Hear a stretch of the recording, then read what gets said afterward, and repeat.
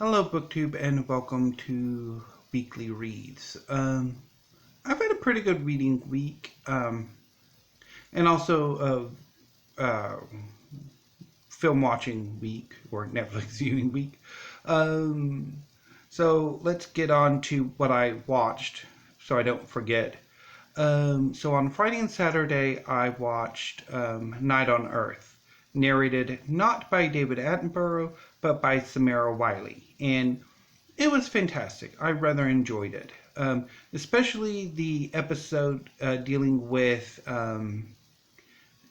wildlife in cities at night. It was amazing. And then on Sunday, I watched The Edge of Democracy documentary film focusing on the Operation Car Wash, the impeachment of President Rousseff of Brazil, and the rise of current President Bolsonaro, which I thought was quite fascinating. So, moving on to the books. So over the weekend, I read Catch and Kill, Lies, Spies, and A Conspiracy to Protect Predators by Ronan Farrow. This is a book for the BookTube Prize, and as such, I will only say I read it until the results are announced at the end of May. After Catch and Kill, I read on Monday, and pretty much read the whole book in one day, The Master of Go by Yasunari Kawabata. So this is an example of what Steve Donaghy would call autofiction, which is a genre in Japan called shosetsu, in which a writer will likely fictionalize their autobiography or a memoir. And The Master of Go is a lightly fictionalized memoir of Kawabata's reportage of a famous Go match in 1938 between Shusei and Mitani that lasted half a year, and about a year and so after the end of the match, Shusei died, and Kawabata was there, and some final bits of reportage on that. And also, there's a lot of symbolism, and I love this book. I got it from an old professor of mine. During one summer, I took an intro to Japanese culture class, and I did a paper on Kawabata, and he had several devils of Kawabata's work, and he offered to let me have some. So all except for 1,000 Cranes are from him. And I read it like a few years ago, probably like 10 years ago, and all in one day, and loved it.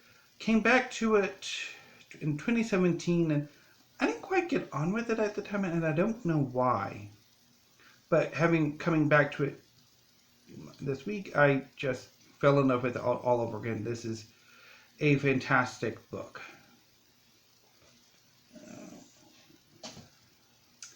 Following up on The Master of Go, which I selected, I have a reading project in which I re-look at books I've read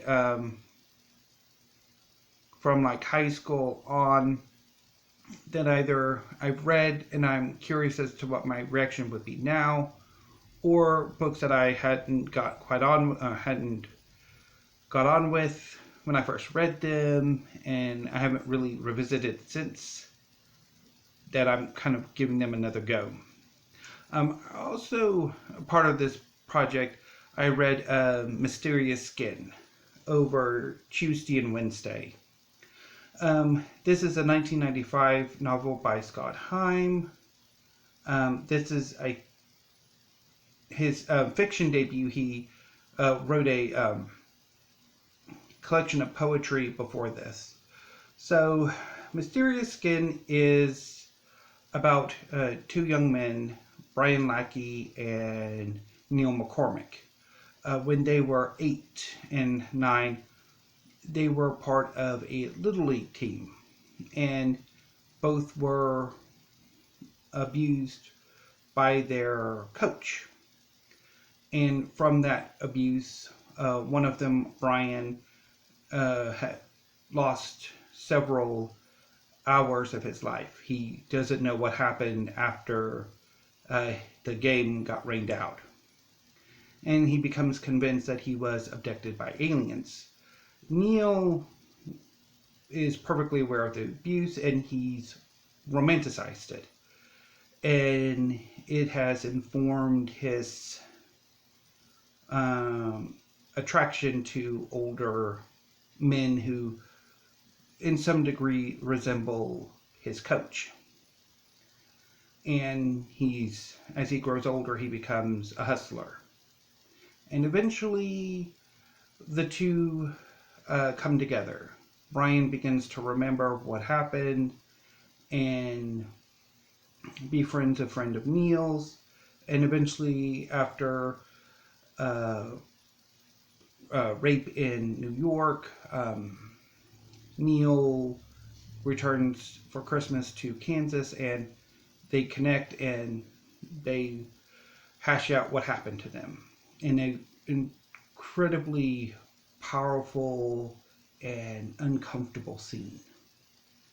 So I read this when I was in high school. I want to say it was either a junior or maybe even a senior, and quite enjoyed it. I found it incredibly powerful, and at sometimes horrific. Coming back to it nearly 20 years later, I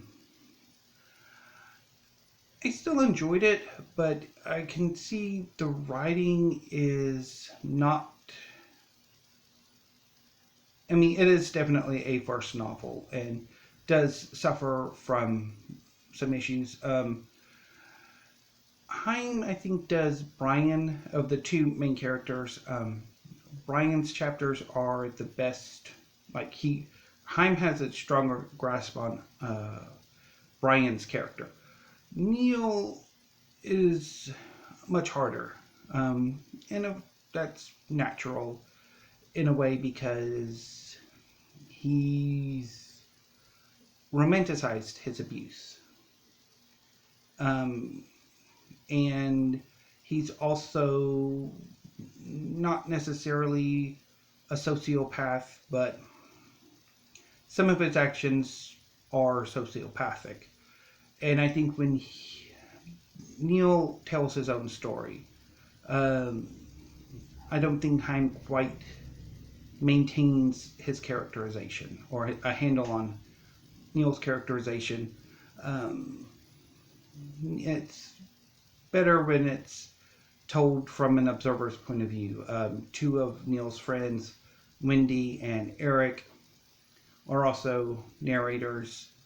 And yeah, so all in all, I thought it was quite enjoyable, although minus some rough patches. Although I guess maybe not enjoyable is not necessarily the right word. More powerful in a way. So yeah.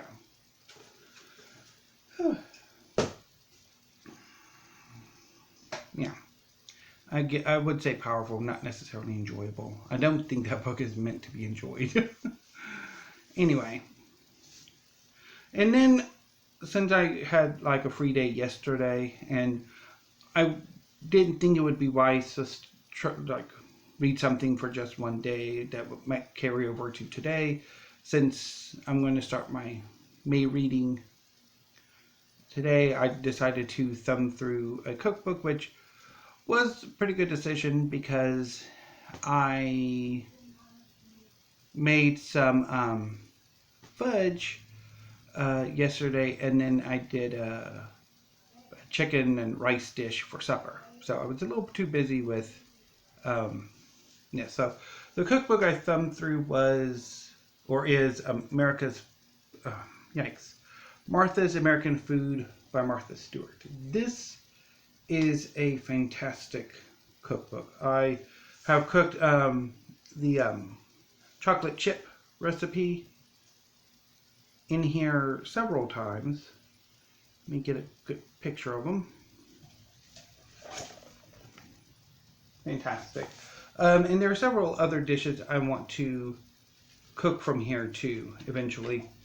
And I do want to sort of jump off of this book and try to collect various regional cookbooks of American cuisine. So these are the books I've read this week. So I do a quick pyramid. So moving on to today and this coming week. My big reading project will be The Lord of the Rings by J.R.R. Tolkien. Steve Donahue and David Murphy are starting a sort of reading club where over, I don't know how many months, the idea is to read chunksters. And the first book they selected is The Lord of the Rings. And I'm excited to come back to this. It's been, over 10 years, I think, since I last read this. I remember it not too fondly. The writing is plodding at times. And it's, while it is a classic of fantasy, I think in terms of plotting, characterization, writing skill, The Lord of the Rings has been well superseded by a number of fantastic adult fantasies. I think where The Lord of the Rings still reigns supreme is in world building, which of course, Tolkien himself was a scholar and he used his scholarship to inform his world building, and a lot of more contemporary fantasy writers don't necessarily have that skill. But we shall see. Hopefully I do have a very good experience, but on the off chance I decide to bail, I have some other books. I really need to get back to the Sword and Sorcery Anthology. I've read maybe not quite half of the stories so far, and I really should get back to it and try to read some more. I haven't really had much time to, or really the inclination. And I think another two options are the Franco-Prussian War by Geoffrey Wawro, which this is a book I had in my collection a few years ago when I was in college, and then I got rid of it and traded it in, and I've regretted it ever since, particularly now that I'm really into history again, and I'm looking forward to finally getting a chance to reread this. And I'm also looking forward to reading A History of the World with the Women Put Back In by Kersten and Yuda Daenschell. Hoping I pronounced those names correctly, and if not, I am sorry. Well, this sounds definitely interesting. And I also am really wanting to get back on reading the Legend of the Condor Hero series. So far, 3 of the 12 books have been released in English translation. The final book of the first part of the trilogy will be coming out next year, but kind of want to go ahead and get to the first 3 rather soonish. So, A Hero Born, A Snake Lies Waiting, and A Bond Undone. Oh, wait. I got them in the wrong order. There we go. In the right order. So, moving on to clearing out my Netflix list. So today, I'm planning on reading or watching Full Metal Alchemist and Circus of Books. And then tomorrow, Bleach and Rim of the World. And then on Sunday, I'm going to start on Ice Fantasy, which is a 2016 Chinese television series that's fantasy that I've had in my Netflix list forever, and I really need to watch it before it ends up going away like Empresses of the Palace before I can, or Go Mrs. Go before I have a chance to either start watching it or get into it. Anyway, so that has been my weekly reads. I'll see you again on Monday, and until then, have a great weekend and stay safe.